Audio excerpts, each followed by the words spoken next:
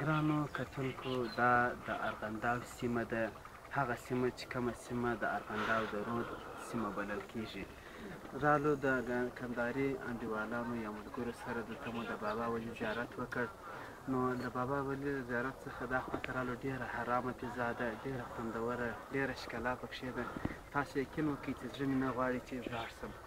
هغه د کندهار یا د ارغنداو هغه غرونه دي چې کوم کله کله طالبان د شپې یرغل پکښې کوي او یا یو درب درې پېښېږي، نو دغه سیمې یادېږي هغه چې موږ ته ارزي د ارغنداو پر سیمه باندې جنګ و.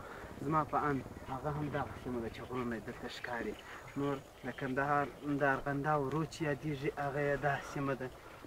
د رود اوبه هم تاسو ته فکر کوم لږ لږ څه ښکاره کېږي، که څه هم په رود کې اوبه ډېرې نشته، خو خیر هغه څه نښانې یا د اوبو معلومېږي چې دا د اوبه د ارغنداو دي. انډیوالانو سره دي هلته په هغه په مجلسونو بوخت دي. دغه د ارغنداو د سیمې په فعالیتونه دي ډېر د خوند او له رنګه ډک، چې ټوله هغه د شاعرانو په اصطلاح شاعرانه فضا ده. که څه هم خدای دې دغه خلکو ته ښه نصیب ورکړی دی، ځکه چې په خپل وطن کې ناست دي، په خپل وطن کې اوسي، د خوند او د رنګه ډک ژوند تېروي. موږ خو تاسو یقین وکړئ په داسې ښار کې اوسو چې داسې ځای مو په 2 میاشتې په 3 میاشتې هم نه وي تر سترګو شوی. که څه هم داسې سیمې په کوټه کې شته او که څوک پسې ځي 2 ورځې رخصتي غواړي چې ته به داسې ځای ته ځې، ته به شپه راسې سبا به راځې، دومره لرې وي.